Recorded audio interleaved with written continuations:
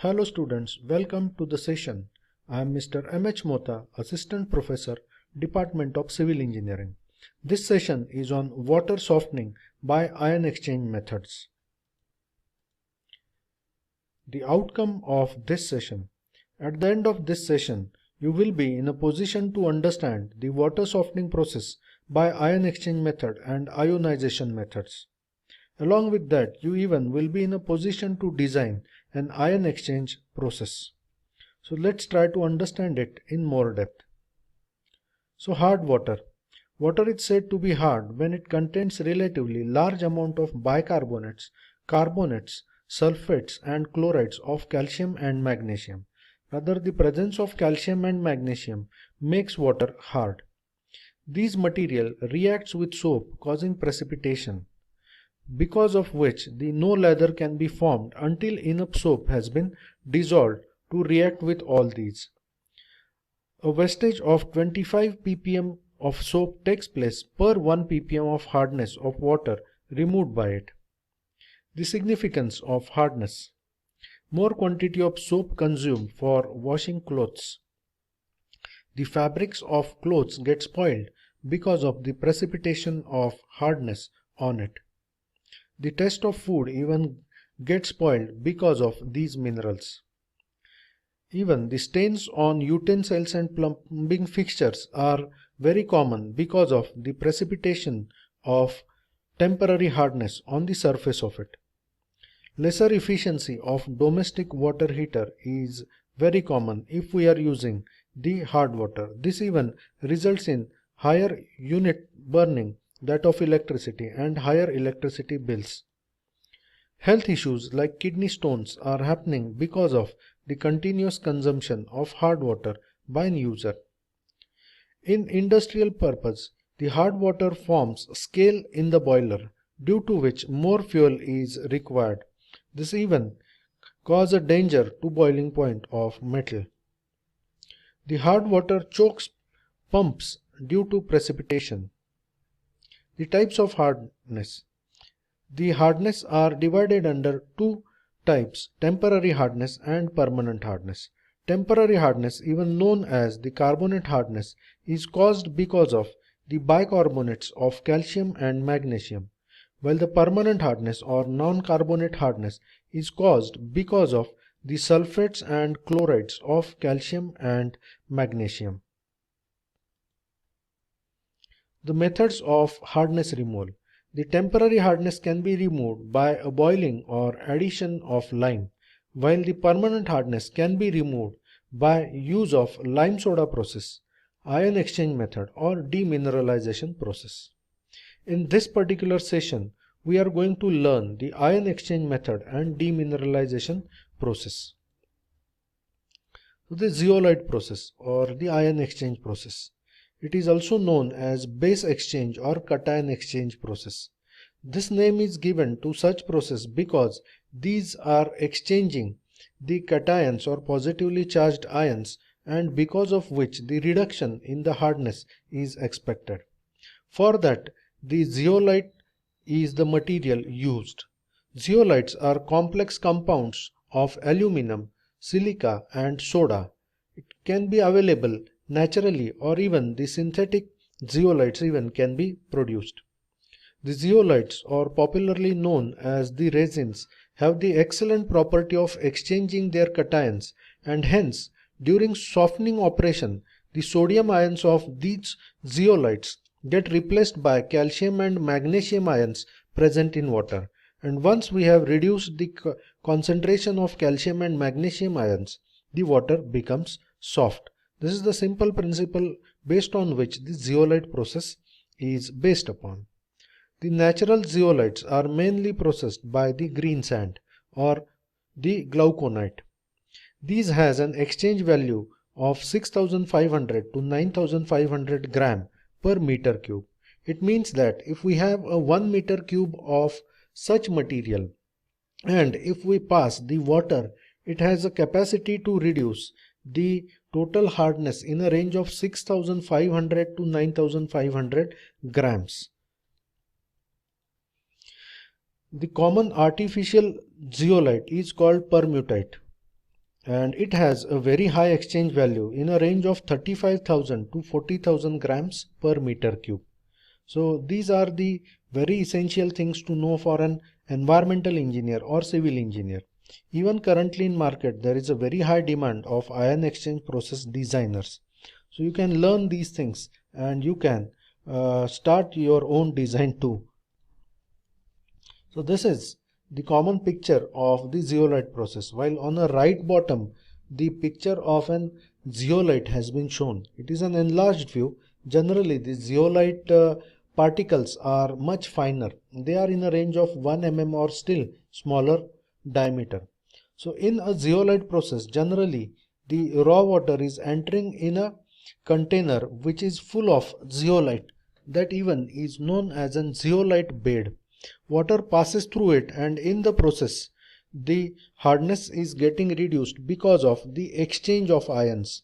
The calcium and magnesium has been reduced while the sodium has been introduced in an water.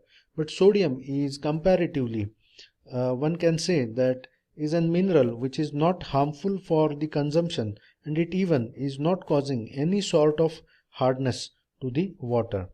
As these units are based upon the certain exchange of ions, after certain time the capacity of such beds get exhausted and one need to regenerate it. That regeneration needs a special regeneration unit where one can once again make the particles of zeolite full of the ions which can be once again exchanged for the fresh application of the raw water. We will understand all these things in detail when we will design it. So this is the different kind of things which are happening while the zeolite process takes place. So here the active zeolite has been designated as the Na2Z. This Z is designated with the zeolite, and these are the things which are full of sodiums. On the periphery of these particles, the sodium is generally adsorbed. When it comes in a contact with the different substances of calcium and magnesium, like carbonates or bicarbonates of calcium, sulfates of calcium, and so on, then it exchanges its Na2 with Ca and Mg. In the process, generally the calcium and magnesium are getting absorbed on the surface of these zeolites, forming CaMgZ or Ca or Mg zeolite, as shown in this particular reaction, while water will be getting involved with certain elements like Na2 and the sodium salts, which doesn't cause any sort of hardness. Once these processes have been over, then once again one need to regenerate it. Means from the body of the zeolite or from the surface of the zeolite, one once again need to remove these calciums and magnesiums adsorbed. This is possible by the application of NaCl solution. Once we wash these exhausted zeolites with such process, because of the high concentration of Na get adsorbed on to the zeolites, and the calcium and magnesium are once again getting washed away from the surface, and we can use these things once again for the water softening process. The calcium and magnesium zeolite can be regenerated into active sodium zeolite by treating it with 5 to 10% of solution of sodium chloride. These zeolite softeners can be either gravity or pressure filters. Pressure filters are much common. The rate of filtration is about 100 to 300 liters per square meter per minute. The name filtration is given because of the finer particles of zeolite, and when water generally pass through it, it resembles the filtration process. But one must be very careful while understanding it, that there is no filtration kind of thing is taking place. Generally in filtration, the finer dirt particles are getting removed, while in zeolite process there is no expectation of the removal of any dirt from the water. Rather, if we use the turbid water, this zeolite process will get choked and the process may become infunctional. The washing of zeolite is done at the rate of 0.2 to 0.4 meter per minute. Once again, please understand this particular unit. This means that there will be a 0.2 to 0.4 meter cube of water passing per meter square of the zeolite area per minute. So giving us the actual unit as meter per minute. This even can be similar to the velocity.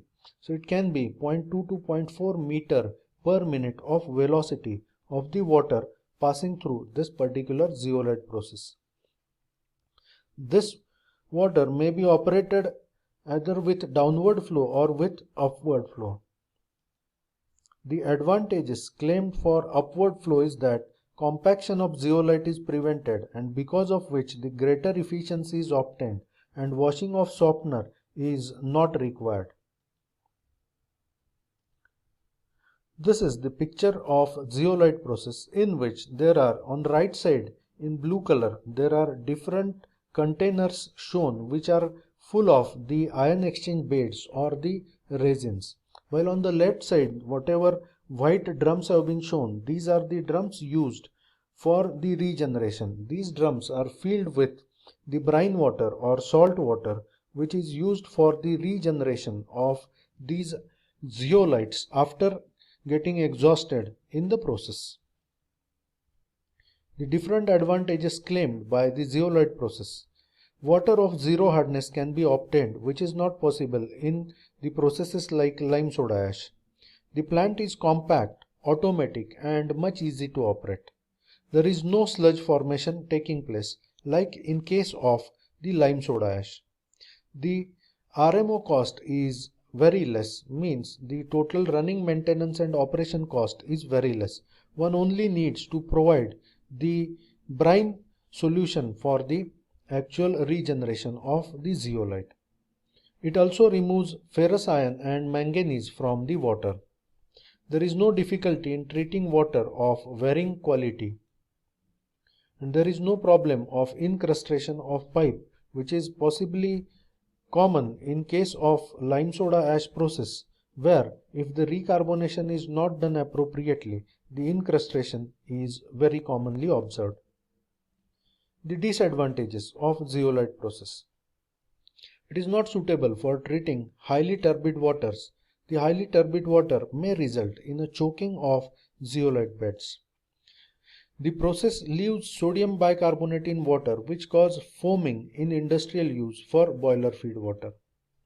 This process is costlier and unsuitable for treating waters containing ions and manganese. Next is demineralization or deionization method of reducing the hardness. Demineralization means removing the minerals from the water. The process of passing the water through cation exchange resins produces almost similar effect as produced in zeolite method. In this case, the hydrogen is exchanged for the basic metallic ions. This process is very much similar to whatever we have seen in case of the ion exchange method or the zeolite method. Only difference is that in the demineralization or deionization process, unlike the zeolite process, the water is passed through two different beds. In one bed, generally the cation exchange takes place, while in another bed, generally the anion exchange takes place. And in the process, it reduces the anions as well as cations. The water coming out of the cation exchanger will now contain diluted carbonic acid, hydrochloric acid, sulfuric acid, etc., which is very similar to that what we have seen in previous case. It can be removed by passing the water through bed of anion exchange resin. The extent of removal will depend upon the strength and freshness of resins used. The completely demineralized water can sometimes be added to a raw water so as to obtain the resultant supplies of any desired mineral content. The zero hardness water is actually not suitable for a human body. It needs a certain small amount of hardness essentially present in the water, as it is one of the best way of supplying the minerals to the body. And in such case, generally the zero hardness water is mixed with a certain raw water which contains comparatively high amount of hardness to achieve or to gain a certain small amount of hardness to a mixture, and that is supplied for the public supplies. The zeolites used are zeocarbs, catex or organolyte, which is also called as carbonaceous zeolite or hydrogen exchanger. The anion exchange resins are formed by condensation of amines with formaldehyde and are capable of replacing anions. The chemical composition of such thing is generally represented as H2Z, where Z represents the exchanger, while hydrogen is something that needs to be exchanged. These can be shown, the chemical reactions can be shown as been indicated in this particular small chemical reaction. H2Z is the thing which is used for the exchange, while the CaHCO3 is the raw water which contains hardness. So in process, the Ca will be exchanged with the hydrogen and it will result in a formation of CaZ, certain small amount of carbon dioxide and H2O. So this particular kind of exchange is resulting in some sort of acidic waters which are getting formed. As we have seen, the 2CO2 or the carbon dioxide makes water acidic. This reaction, second reaction, shows that the H2SO4 has been formed. Other things remains as what we have understood in previous case. So these are the various chemically represented formulae which denotes the ion exchange processes. Very similar reactions takes place for the compound of magnesium too. So all these ion exchange methods needs the regenerations of the resins or the raw material used. The regeneration of cation exchange resins. It is possible the exhausted cation exchanger resins can be regenerated by treating them with dilute hydrochloric acid or sulfuric acid. This will exchange the hydrogen to the exhausted resins. While in case of regeneration of anion exchange resins, the exhausted anion exchange resins can be similarly regenerated by treating them with sodium carbonate solution, where the sodium will be exchanged with the resins.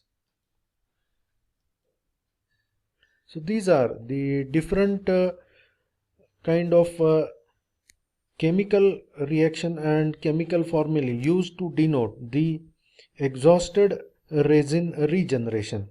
In case of, say, the exhausted cation exchange, they are treated with the acids and they can be regenerated and they can be represented in the form of H2R or H2Z.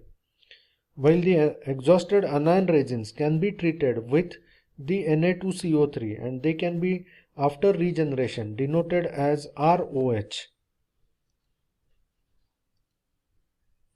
So now let's try to understand how to design a zeolite softener using a data given.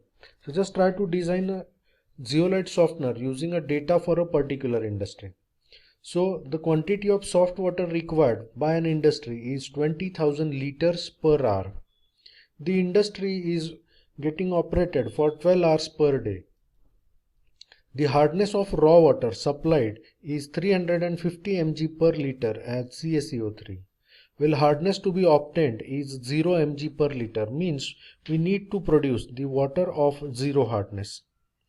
And in the process, minimum contact time of water with the zeolite is expected to be 5 minutes or more.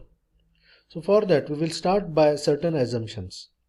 The exchange capacity of zeolite is assumed as 35 kg per meter cube or 35,000 grams per meter cube. In previous slides we have seen the range of the exchange capacity of the artificial zeolite. Then there will be a regeneration which is possibly done once in a day.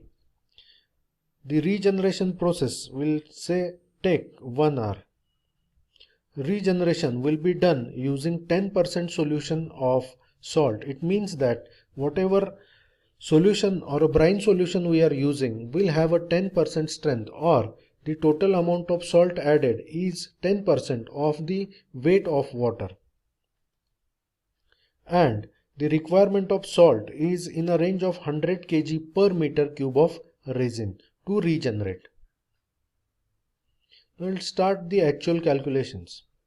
The total water to be produced per day will be the 20,000 liters per hour multiplied by the total time for which the actual industry is getting operated, which is 12,000.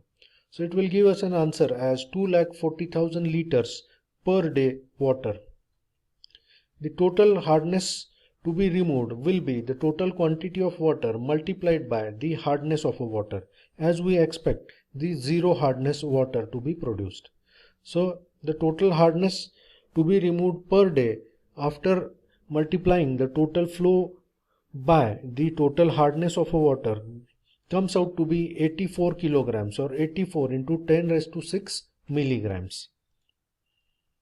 Now the quantity of resin required can be calculated by knowing the total hardness to be removed per day, which is 84 kg, divided by the exchange capacity of zeolite. We have assumed that exchange capacity to be 35 kg per meter cube. So using this data we can calculate the quantity of resin required to be 2.4 meter cube. So this resin has to be contained in a circular tanks. So we will provide the 2 units of 1.2 meter cube volume each. So it will give us the total capacity of 2.4 meter cube. So we will provide these units of having a height of 1 meter and area of 1.2 meter square. So the diameter of unit will be 1.25 meter for each unit. So there will be 2 units having the 1.2 meter cube of volume. It will have a 1 meter height and 1.25 meter of diameter. So this is about the actual units. Then we need to calculate the regeneration units. So for that we need to calculate the amount of salt required. For this the assumption is given, that is 100 kg of salt is essential per meter cube of resin to regenerate. So total amount of salt required per day will be 240 kilograms, as we have assumed that the regeneration will be done per day. The volume of brine solution for 10% strength, or the salt solution, can be calculated by knowing its strength, and it will be 2400 liters. Once again, please understand the relation between the strength and the total volume. The total volume amount of salt required is 240 kilograms, and to produce the 10% strength means in a 1 liter water there will be the 10% of its weight will be added in terms of salt. So it will give us the total volume of water required as 2400 liters. So it can be converted into meter cube as 2.4 meter cube of the brine solution. So we'll provide a tank of 2.5 meter cube volume. So it is going to be a rectangular tank. We will assume the height of this tank to be 2 meter. So the area required for that tank will be 1.25 meter square. So we'll provide a one tank for this brine solution, and its dimensions will be 1.25 meter by 1 meter with 2 meter height. These are the different calculations involved in calculating the size of regeneration of unit. Then we need to check for the contact time. So for that the flow rate, as we have aware that the total industry is going to get operated for 12 hours and 1 hour out of that will be used for the regeneration. The total time required or total time available for treating will be 11 hours. So in that 11 hours we need to produce 240,000 liters of water. So the total flow rate is 21,880 liters per hour. Then the flow velocity. Flow velocity can be calculated by knowing the flow rate upon the area of unit. We have provided the 2 units of 1.25 meter diameter. So the flow velocity through it will be the flow rate upon the area of these two units. So it will be 21,818 upon 2 into pi by 4 into 1.25 square.